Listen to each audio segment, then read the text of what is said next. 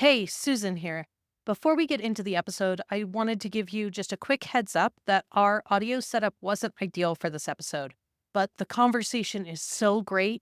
I hope you'll tune in and bear with us that the audio quality isn't quite up to our usual standard. You can also read the transcript linked in the show notes if you prefer. All right, on to the show. I think just being more open about us being human beings. I don't feel like we let ourselves be human. As entrepreneurs, we feel like we have to be this super professional. We have it all together, all our ducks in a row. Whereas I think people respond really well to just the opposite. Urgency is the enemy of calm. In order to design and build a calm business, you have to consistently and consciously reduce urgency. Hi there, I'm Susan Bowles, and this is Beyond Margins, the show where we deconstruct how to engineer a calmer business. We're wrapping up a mini-series where we've been examining the common elements of a calm business. Calm businesses don't happen by accident. They have to be intentionally designed that way. And, assuming that's the case, then the question really becomes, how do you actually do that? How do you engineer calm? If you haven't listened to the rest of the series, I highly recommend you head back to the beginning to catch up. We've covered clarity, autonomy, care, margins, efficient systems, and rest. These are the common elements that are critical to engineer a calmer business. Today, we're wrapping it up talking about the final element, reducing urgency. But we're also going to talk about the real-world application of all of these elements. Because these concepts are great in theory, but what does it look like in practice to really align your actions with those values? Because having an intention to run a calm business is one thing, but you have to take action. You have to put those elements into practice to make it become reality. When it comes to building a calmer business, it's really important to realize that the enemy of calm is urgency. When you feel like you have to rush around and everything is an emergency, it's not possible for things to be calm. So in order to create that calm, you have to consciously reduce urgency. You have to learn to slow things down, learn to cultivate some patience. But that's not the default. That's not what we're trained to do. We're supposed to move fast and break things. We're supposed to grow at all costs. We're supposed to use manipulative marketing tactics to make the sale because we've got to grow. But what if instead of that, we slowed down? What if we thought about the impact of running our businesses that way, and then we changed our actions to align with what we actually believed, instead of what we're supposed to do? My guest today is the perfect example of that. Natalia Sanyal is a smart, savvy marketer. She's worked with billion-dollar big-name businesses like Apple and Lululemon. But as you'll hear her talk about, she didn't want to do things the way she was supposed to anymore. She wanted to use her powers for good instead of for evil. So now she's an anti-oppressive copywriter and brand messaging strategist. She teaches high-integrity personal brands, including my own, to use marketing as a force for good so that they can sell better and harm less. We'll talk about what anti-oppressive marketing is and how you can use it to make your own marketing less harmful, both to yourself and to the world. We'll cover what happened in her business when she took the leap to align her marketing with her values. And we're also going to get into deconstructing urgency, both from an ethical marketing perspective, but just generally how to reduce urgency in your own business.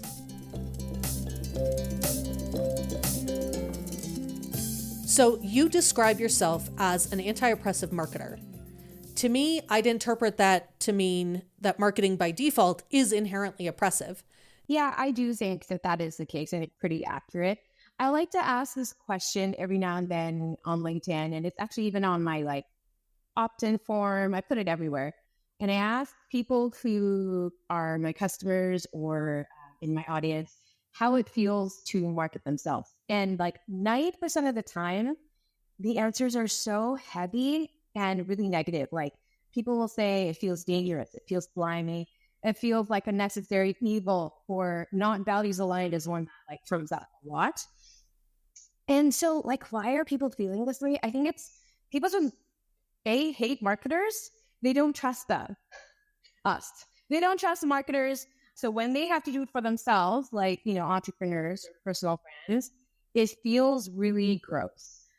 So why is it that marketing has this impact on consumers and I'd say humanity first businesses? I think it's because the past state of marketing and the current state of marketing is built around this belief that the revenue justifies the means.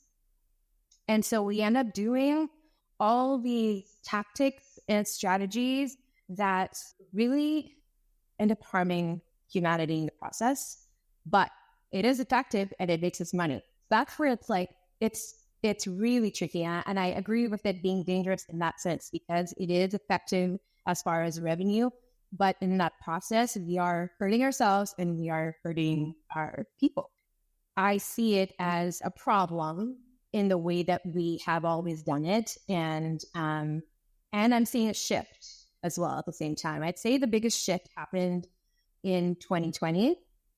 Suddenly brands were like super conscious of the impact that their marketing was having on people because people were getting really loud and public about how they felt about corporate branding, marketing tactics, and even the languages that they were using. So now brands are paying attention and 80% of consumers purchase from companies that they feel are aligned with their values. That gives me hope for anti-oppressive marketing, that marketing is changing and companies are kind of being forced to do that. Do you think that's still the case? There was that big bump in 2020 where we were all at home and George Floyd, and that was followed by the hot labor, all the strike summer. We've had a lot of years where that I think was really visible. And I'm wondering if you're seeing sort of a shift a little bit in the opposite direction. I know that is the case for DEI, and my work is very tied into DEI, diversity, equity, inclusion. At the same time, I find that it is still the case that people are not willing to support companies where their values don't align with what's going on in Palestine and a lot of the boycotts. That's still the case. That's still how people are willing to align their money, even with the politicians in the elections that are coming up and the companies that are supporting the different politicians. I think it definitely had a huge burst in 2020, and it has kind of calmed down a little bit. I guess when you're thinking about in terms of boycotts and people being really passionate about where they are or aren't spending their money, you're right. It is actually really effective. The Starbucks boycott did actually tank their revenue, and the Kellogg's boycott earlier this year did actually have a pretty significant impact as well. So I feel like from the big company perspective down, they feel like they can get away with not being as proactive about it. But from the consumer perspective, I think there's a lot more collective action happening. Yeah, so that stuff is still happening, which is great. So we are of the mind that we should be acting and using our marketing in accordance with our values, that consumers will actually buy according to those values for the most part. But what are the problems that actually come from that default marketing approach, from that growth at all costs, the revenue makes all actions worth it kind of model? For example, there's, maybe about this copywriting framework. It's super popular and commonly taught. It's called the PAS framework. That stands for Problem, Agitate, Solution. So in that framework, we are taught to write our copy in that format where we first state the problem and then we agitate, where the copy is designed to evoke emotions of shame and even trigger trauma and desperation, so that after they feel that way, you present the solution and they are desperate to buy. It's just a lot easier to sell when someone is in that really vulnerable state. That causes psychological damage to the consumers. Then there's the financial damage that it can cause for people, because marketing typically, it's changing, but we got away with a lot without consent. Now, even nowadays, it's very common for, I'll agree to a network will call, just a friendly chat with somebody. And after the chat, I am automatically added to their mailing list, which was not the intention of connecting with them. It had I never opted in, but it happens quite often. Another one is fast action bonuses that happen at the end of webinars where people on the webinar have no idea that they're either going to be sold to.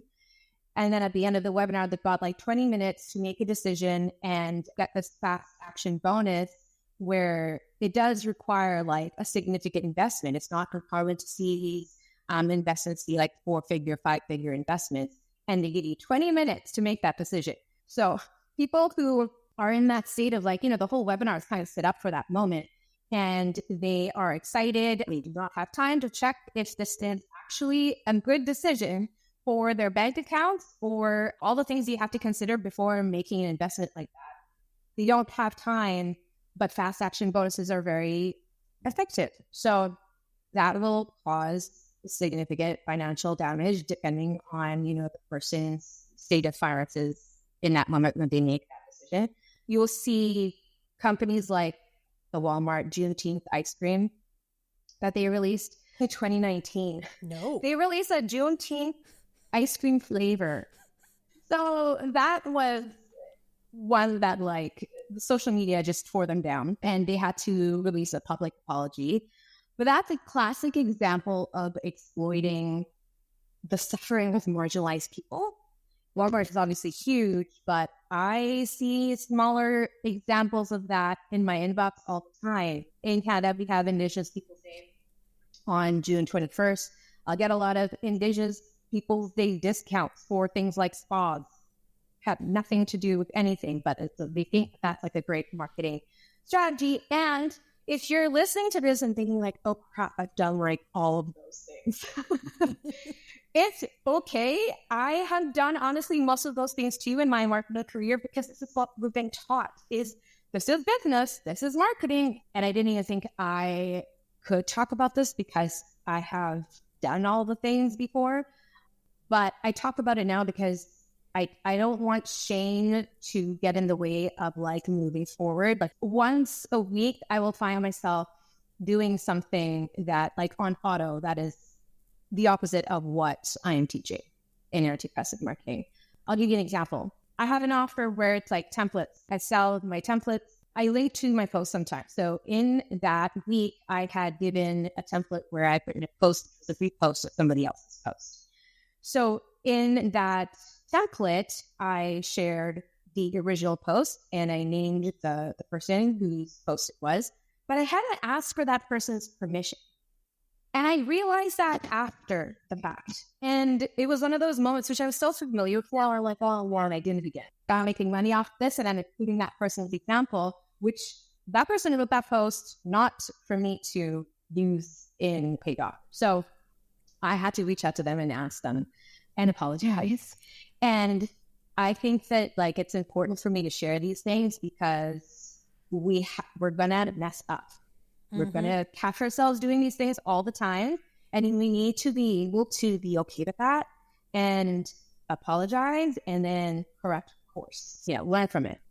Well, I also think, so much of what you're doing, both on the marketing standpoint, but also from the anti-oppressive standpoint, so much of this is so deeply and unconsciously ingrained.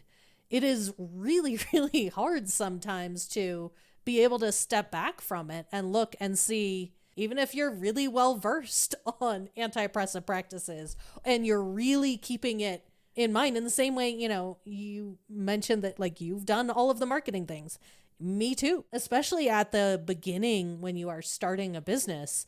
That's when you are most easily preyed on by the standard marketers. That's who they're targeting. You don't know that there's something else. You assume that this is just the way business is done. And you end up in this box that you don't really see that you're in a box. Marketing is one of those places where I think it's most prevalent in our businesses. There are a lot of other places where we're a little bit more open, I think, to different techniques or different tactics or trying something in a new way because it doesn't feel as tied to revenue or as tied to, things that are not insignificant. Like, we're running businesses to feed ourselves, to feed and support our families. And like, that's not made up. And that's where it gets tricky. They're like, that's a challenge for me. And I get faced with this question quite often where it's like, okay, I love this idea of anti-oppressive marketing, but does it actually work? And that's a fair question. Part of the thing that I share a lot on LinkedIn is just my experiments, because I'm constantly trying out new things, mostly to prove to people and myself that like, we don't have to do it that way.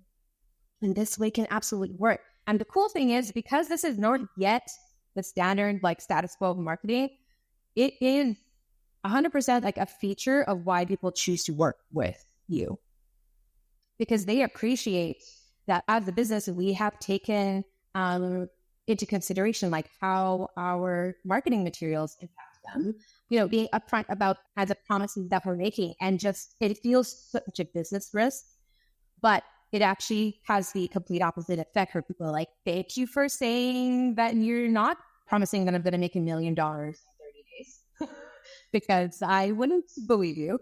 We just need to be a little brave and like trust that the truth is it's appreciated a lot more than you think.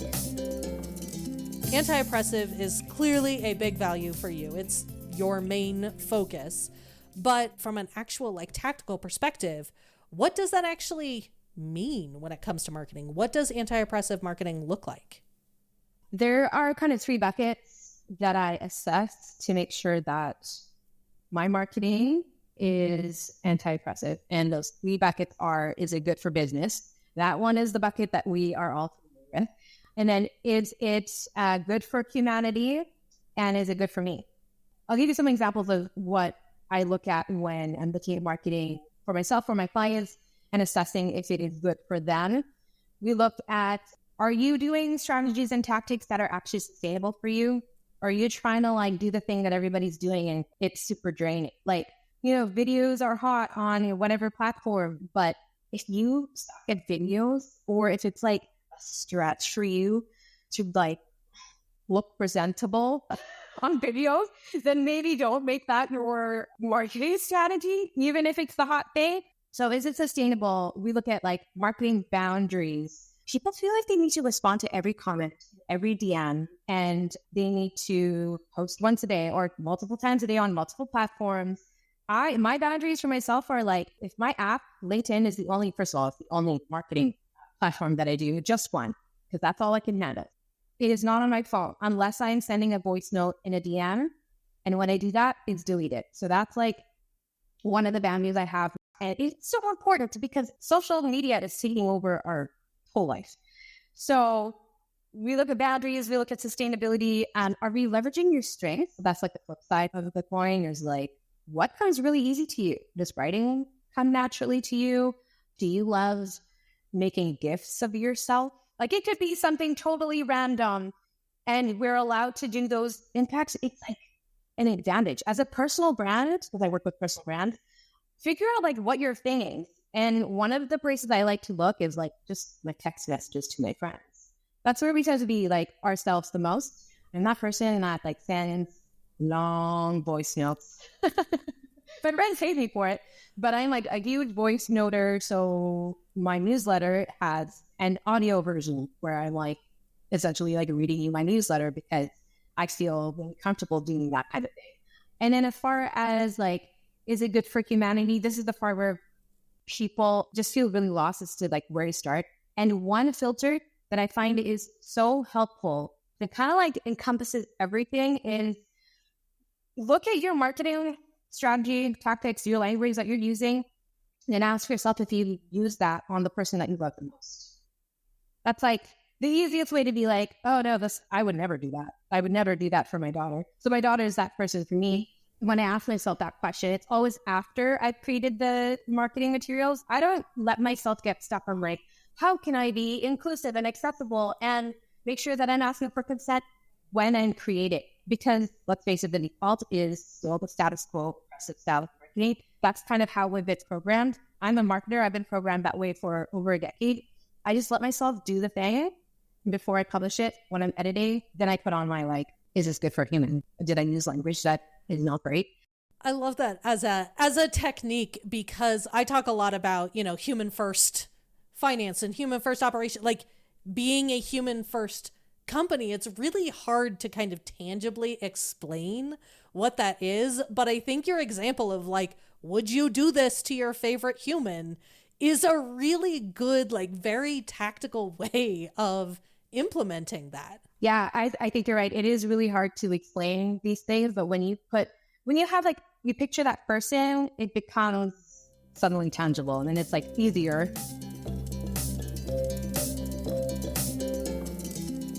So tell me a little bit about what this actually looks like for you in your own business, in your own marketing. You've given us a few examples of like how you write your copy and what channels you set, but are there other things in your business that you do in your own marketing or your own practices? Yeah, there's so many things. One of the things I do is I get fancy later. So, you've heard of like a minimum viable approach to things. And that's like trendy right now. And I'm so glad, because we need to take that approach. So doing things like, don't worry about a fancy sales page. Don't create a logo. You don't even need a name for your thing that you're selling.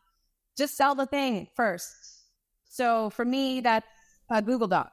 I'll create a quote unquote sales page on a Google Doc and see what happens there before I create sales page. So what is the least I can do in my marketing before I start taking the next level? So the next level things are often visual.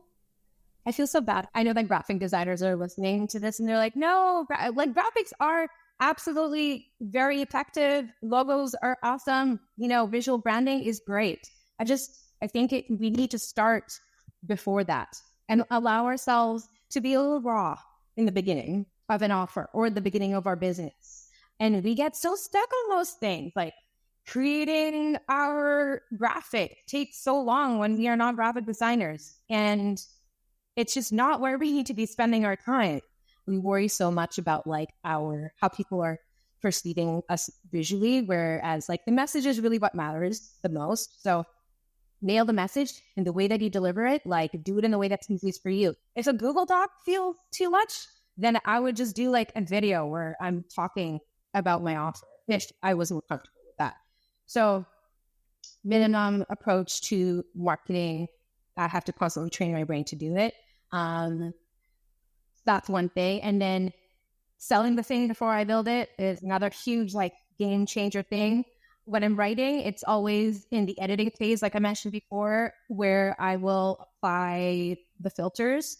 By the way, I'm a copywriter, and language is where I trip up the most. All the time, the language, it just comes out. I'm 40. I've been on this for 40 years, and the language it's really hard to like reverse that conditioning, So like I said, I don't try to write from like a perspective of anti-oppressive marketing from the get-go. I'll just do that later. That's another thing that is like really hard for people to kind of wrap their heads around, because they get excited about the idea of it and they get stuck because they don't know how to like start writing like that. So those are some things that I use for myself other than like the social media boundaries. But it is like an endless assessment of, have I providing enough consent here for people? Am I transparent enough for them to make like an informed purchase decision? Do they know what they're getting into when they sign up for this?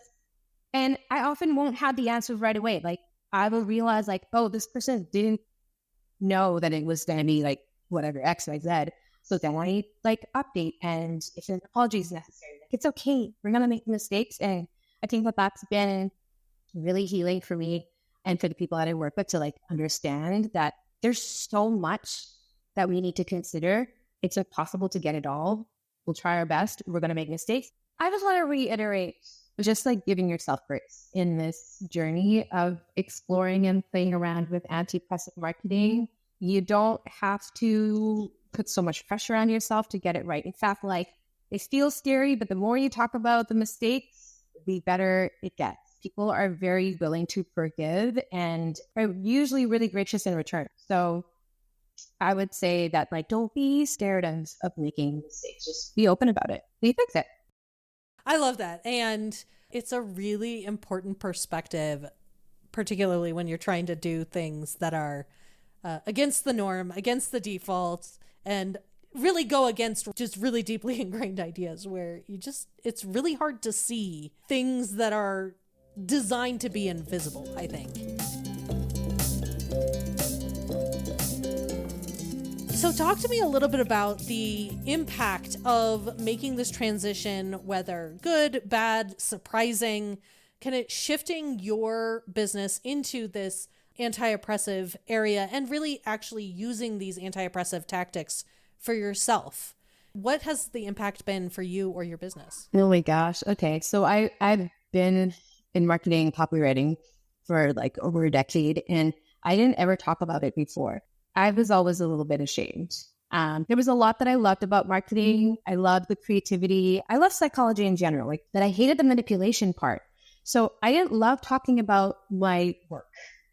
And I always told myself that like marketing is great. It pays the bills and it satisfies like my desire for creativity in my work. But I'm going to find a thing one day that's like really my thing that aligns with my values. And then 2020 happened and it gave me this gift of like, it really opened the doors for me to be brave enough to announce that I am no longer doing marketing, for like companies that refuse to take the anti-oppressive route, and only working with people who are willing to experiment with and like really devote their marketing to this anti-oppressive approach. And it felt like I was taking the biggest risk ever. I was so nervous, but I remember the day that I decided to do it. I was canoeing with two friends of mine, and I was telling them about this transition that I was thinking about.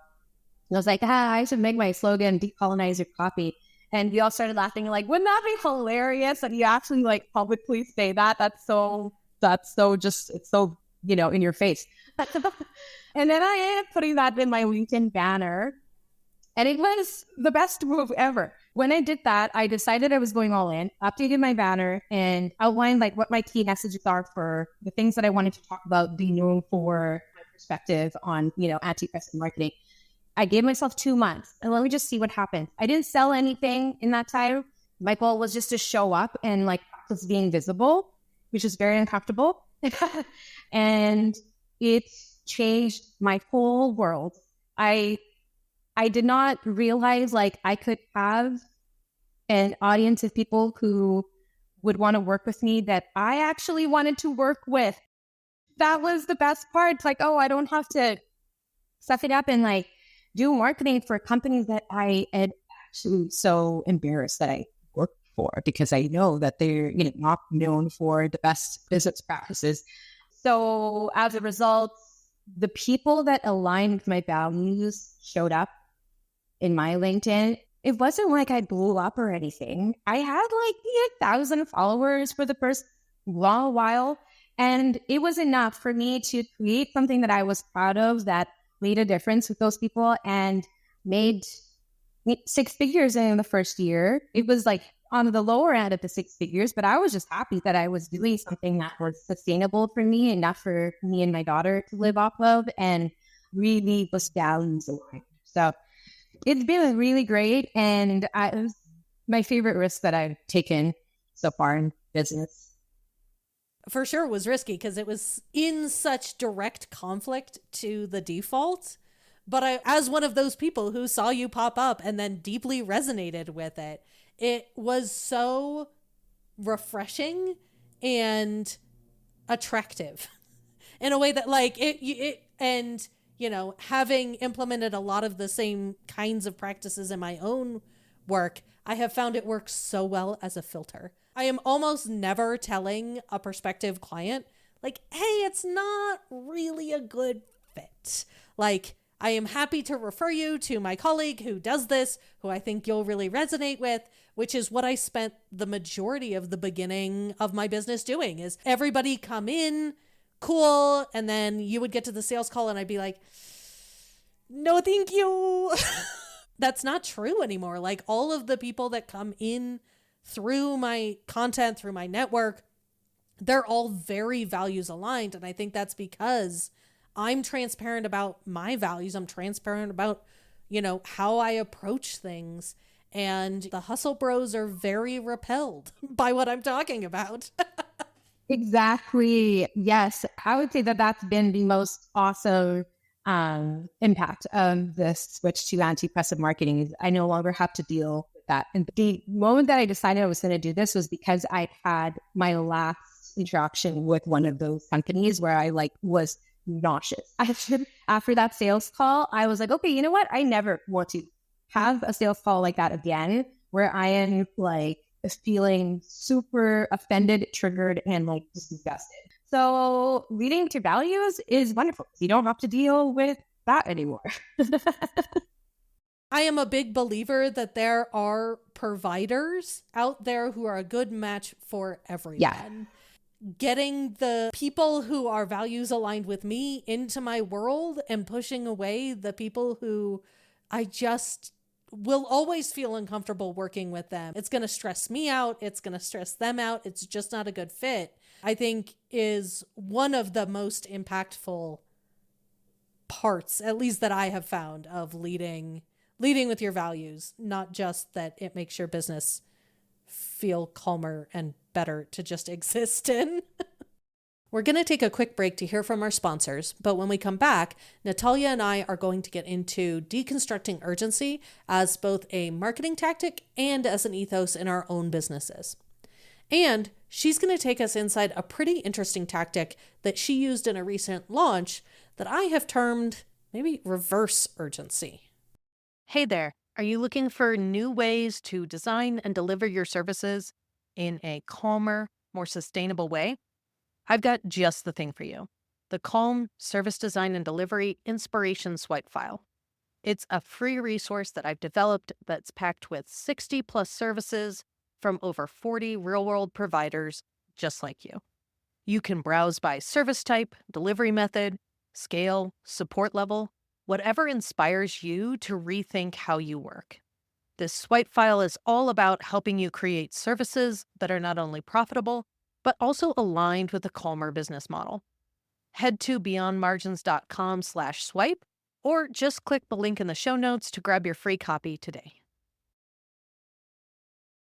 In general, have you found that the process of testing out these anti-oppressive ideas and techniques require you to separate from the idea of urgency, or actively work on detaching from urgency, just being okay with being a little bit more patient about results? Oh, yeah. And everything just has to go a little bit slower, and that's the real world thing. Even the fast tactic stuff actually take a long time to pay off.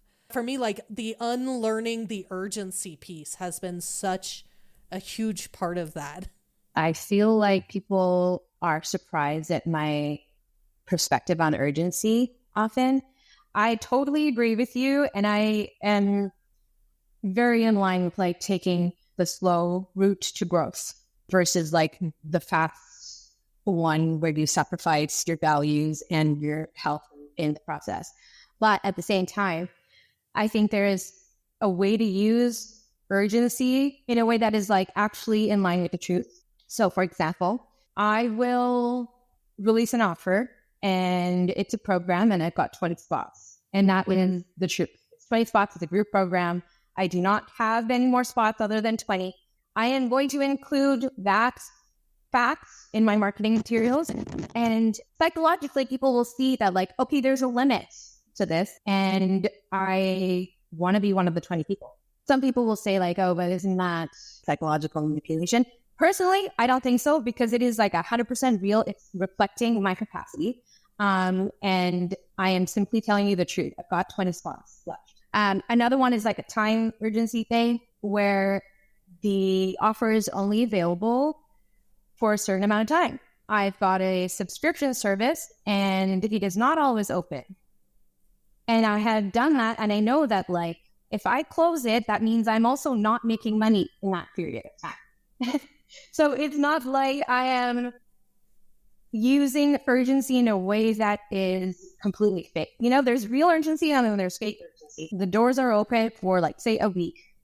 Before that, people who are following me and are on my mailing list are well aware that I have this program. It is also a very low ticket offer. So it's like considering all of those different layers and then making that decision of like, it's okay for me to say that we've got a limited time to join this thing. That's technically urgency, but it is rooted in the truth. I'm not even sure that necessarily counts as urgency. I think it counts as transparency. Like, you have this many spots. That's how many spots there are. If you want one, there's 4 left. You could have one of them, or they could go to somebody else. I'm just giving you the information you need to be able to time your decision. I think there's actually another interesting aspect to this, which was what you did when you launched Momentum, which is that subscription offer you were mentioning.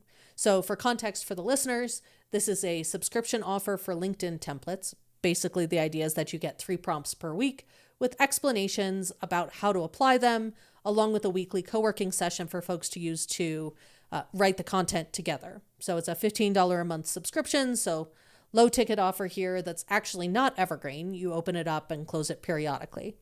But when you launched it, you basically created a waiting list. You sent out an email to your subscribers saying that this is something that you wanted to build and sell, but that you weren't going to do it until there were 300 people on the waiting list, which I feel like is almost reverse urgency. That ended up having a way bigger impact, I think, than a traditional marketing campaign that leans into urgency. So as part of this launch campaign, periodically you would remind your audience that you were selling this thing and ask them to join the waitlist. And you told folks how many people were on the waiting list at the time you did the update. So they could see, like tracking in real time, what was actually happening. And you were very explicit about like, hey, I'm not launching this until there's enough people interested in this thing to make it worth my time, which I thought was a really interesting perspective, because so frequently I think as entrepreneurs, we build the thing and then we sell the thing, even though this wasn't like a big, like it didn't feel like a big launch. It was just like, hey, this is the thing I want to try, but I'm not doing anything about it until it's enough to be sustainable. I really, really responded to that and thought it was really interesting because it was kind of unusual. We do pre-orders, which I guess this technically was, but it didn't really feel like that. It felt like kind of radical transparency in terms of like, I want to try this thing and I'm also not doing it unless it is sustainable. That was the first time I did that, where I told people like, hey, I want to create this thing for you, but I'm not going to do it unless I have a certain amount of people on the wait list. I've never done that before. It felt nerve-wracking on a couple levels. One of the things I was worried about is I told people I needed 300 people on the wait list. Like when you communicate your capacity, you can be like, I've got 5 spots left, I've got 20 spots, whatever. I've done a lot, like smaller numbers. 40 was the max capacity before whenever I launched something. So 300 felt like, oh my gosh, this is a huge number. How long is it going to take to get there? I have no idea. But let's just see how this goes. And at first it was like an internal thing where I was like, okay, I was mapping out my offer and like, for me to do this, I need 300 people on the wait list. And then I'm probably going to expect like 100 people to actually sign up. So that was my plan. I'm like, maybe I don't just tell people that. So I decided to communicate that. And I got such support from people that I was like, okay, this is going to be like my main message actually, because people are responding so well to it. I just started updating people on like how the people were on the wait list, and people started rallying behind it and like telling other people so that we could get to the 300 people. It felt so fun. And every time you sent out an update, I'm like, come on, people. I want the thing. Give it to me. Just sign up. Oh, totally. I had no idea that was going to happen. So that was a very fun learning to see the impact of that transparency was awesome. I am definitely going to repeat that. It works. It feels like a business risk, but it actually is the total opposite. It was such a great turnout at the end. I got 300 people, and then how long did it take me? I started towards the end of May, and then actually July 19th, I reached 300, and I got 180 people who signed up and paid. That's a pretty good conversion rate. It was a great conversion rate. So lots of learnings, and I did it really scrappy. I truly did not build the thing. And I am such a recovering perfectionist. It's so frustrating because I feel a lot more secure when I have the thing built up in my head. But business-wise, does not make sense to build the thing and then sell it. So I don't allow myself. And I think it was like literally like at least once a week, I had myself down and be like, do not map it out. Do not like start creating all the things, not until you have 300. So yeah, I think like just being more open about us being human beings. Like I don't feel like we let ourselves be human. As entrepreneurs, we feel like we have to be this like super professional. We have it all together, all our ducks in a row, and everything is ready. Whereas like I think people respond really well to just the opposite. I am much more likely to buy a thing the first time somebody's doing it than I am to do it when they've offered it, once it's productized and it's like, I would much rather go through the messy version where, I geek out about building services. So Yeah. being able to see the front end and see somebody experiment, see what's working, see what's not, from the inside is always so much more intriguing for me than I'm not likely to buy something when it's the 15th cohort or whatever it is. It has been interesting because as I'm talking to other people, I am finding the people I hang out with online mostly, that they're the same. I think there is a camp of people who are like, I don't want to do it until it's been validated and it's real, and it's the community building aspect of being in somebody's first iteration or in somebody's, it is so much more intimate. It does build more cohesive communities, I think, than if you're doing ship 30 on the 89th iteration or whatever it is at this point. That is making sense because, like doing beta versions, selling the beta version is becoming a popular thing. And I think it's becoming popular because people are realizing that like, it's fun to be the first person. It totally is. Try. I also think, a lot of the like programs or courses or communities that I do, part of the reason I'm doing it is for access to the person doing it, right? Like I want to build a connection and a genuine relationship to that person. And that always is true in a beta, right? Like the first time they do it, they are always present. They're always engaged. They're committed. They're excited about it. But if you're doing, the 15th cohort, they have a team. You're never going to see them. They're not participating. They have scaled this thing to the point where the access is no longer part of the value. The value has to entirely be on how effective their program transformation is. And I don't have a lot of experiences where the program itself is where I got the value. Mostly it's the people in the program that were going through the thing together or whatever. Yeah. Part of me kind of hates that truth. But it's true. I also agree as somebody who would like to, offer something and scale it and, be the person delivering it. I agree. And I think it'll be really interesting to see kind of what happens with courses and programs and memberships now that they're sort of on the way out. I think there is an opportunity for something interesting and innovative to deliver that transformation that isn't that. And I think it's going to ultimately end up being something a little bit more human.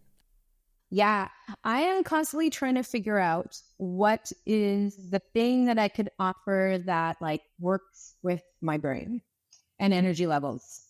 And it's hard because people obviously ideally it's one-on-one time with you that people want if you put like the finances aside. And I also have like limited energetic capacity. So trying to figure out how to balance those two things is a fun challenge that I like to revisit like every time I launch something again or launch something new, like with momentum. That the whole premise was like, okay, what can you do that's like super easy that people have been asking you for, but doesn't require like a lot of your energy? And momentum was the answer to that, because there's still like co-working sessions where we are on the call together for 90 minutes, but it's not a coaching call. I'm also using the time to work on my stuff. And like, I feel like I'm in community with people. We take a break together halfway through and do something fun. That feels really sustainable for me. It's an interesting balancing between like what kind of service or offering is sustainable for the person making the offering, and how does that translate into creating the transformation that you are trying to create or help other people create, and trying to figure out how to navigate and like meld those two things, I think is the real trick. I'm super interested to see where folks take it. Like, I think momentum is a really good example of something that is, it's not a course. It's not a community necessarily. It's not really a membership. It's not any of those things. And yet still really effectively delivers a transformation in a way that is genuinely sustainable for you, even when you are at very low energy, because it's something you can batch stuff if you have a good week. You can not do stuff if you have a bad week. Like, yeah. And, I have to be patient with it because it's $15 a month and I don't have thousands of people in it. So it's going to be like a slowly grows kind of offer, and I have to be okay with that. And in the meantime, doing other things where I'm constantly asking myself, like, okay, how can I like make this easier for myself while still like creating that value that people need? One of the most difficult things about committing to engineering a calmer business is realizing that a lot of the time you have to actively fight the default and do things in a way that work for you, even if that looks weird or unconventional from the outside. The default business tactics and strategies, they aren't designed for the benefit of real people. They're designed for the benefit of capitalism. So they rarely serve to create care or build sustainable practices into a business. When it comes to considering aligning your actions with your values, this is something that's really important not to forget. Leaning into operating from that lens of care and considering what really works for you and your business. Reducing urgency in your business is something that feels really hard because everything in the business world is designed to be urgent, to move fast. As entrepreneurs, we are constantly feeling like we're behind on absolutely everything.